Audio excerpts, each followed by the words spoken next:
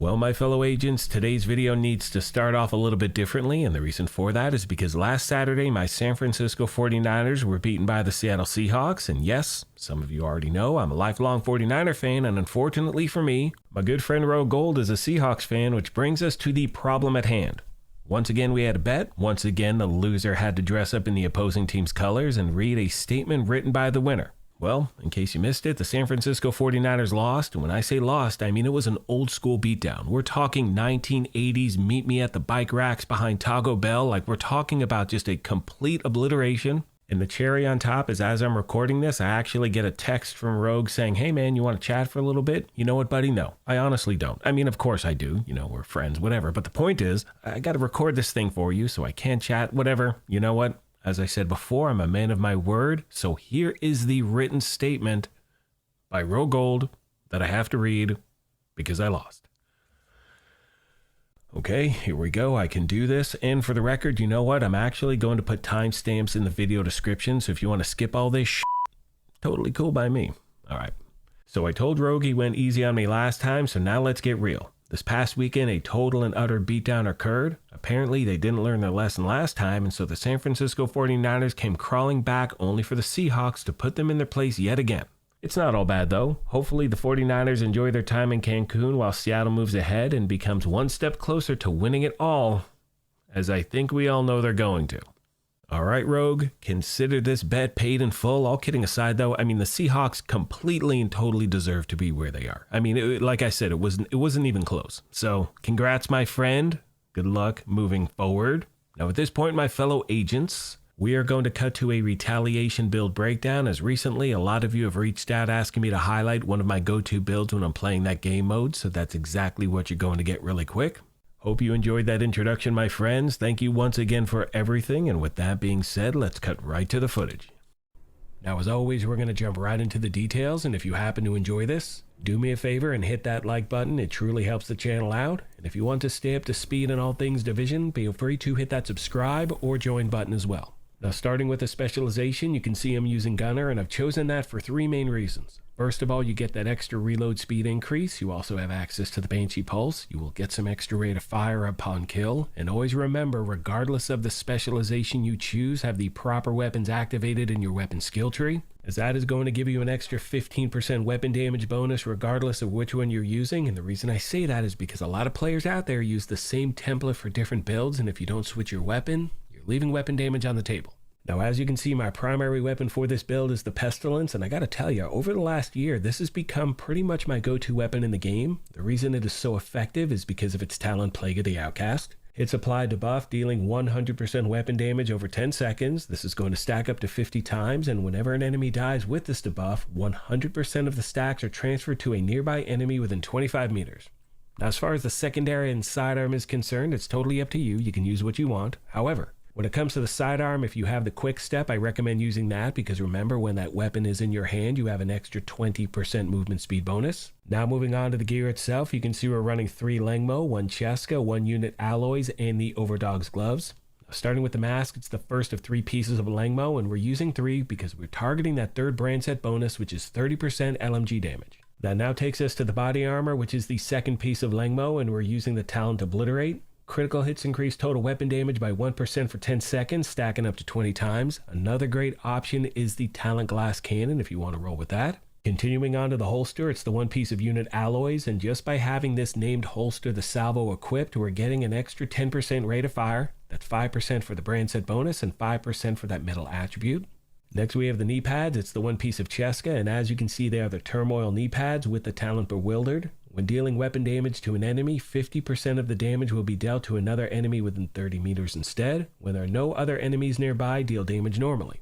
Now moving on to the gloves, you can see they are the Overdogs, and these have quickly become one of the most popular exotics in the game because you can use them for so many different builds. Now, the reason these are so effective is because of the talent Weakest Link, and that is going to amplify weapon damage by 30% to the lowest ranking enemy currently in combat as per the tier hierarchy. And if you do not have these gloves, I just recommend switching it for Contractor's gloves. I can promise you these will still get the job done. And for those of you out there who are trying to get the Overdog's gloves, thankfully they are in the general loot pool. So if you're trying to get these, you can farm for them anywhere the gloves are the targeted loot. You can hit up Countdown, you can hit up the Summit, you could play Retaliation.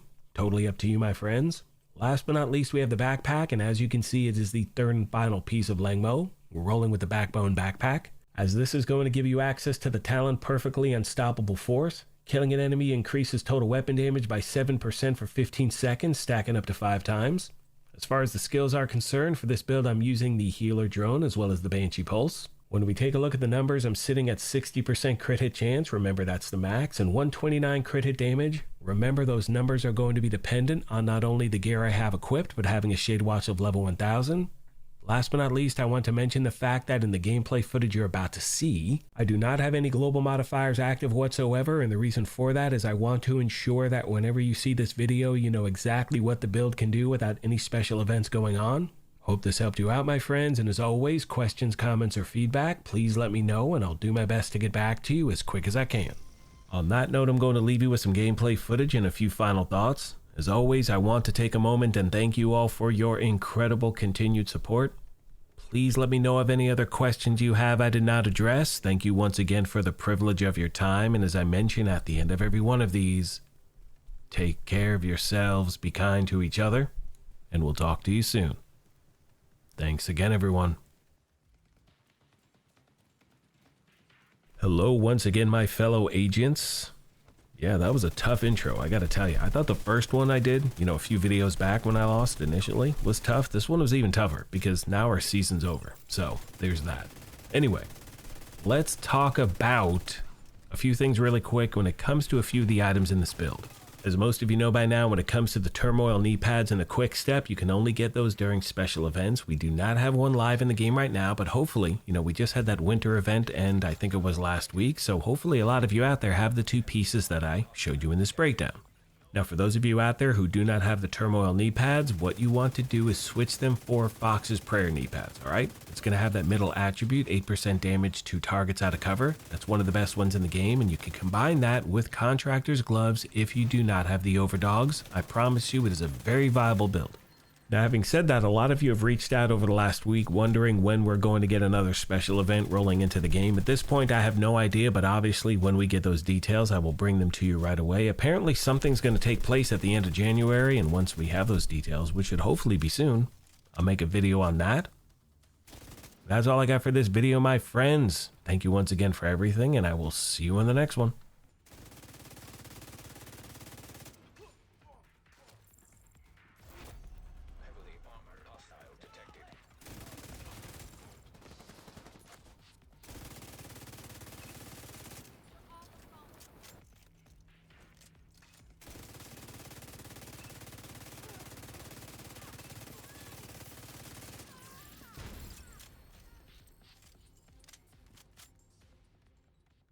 Watch out, there's a kill squad in the area.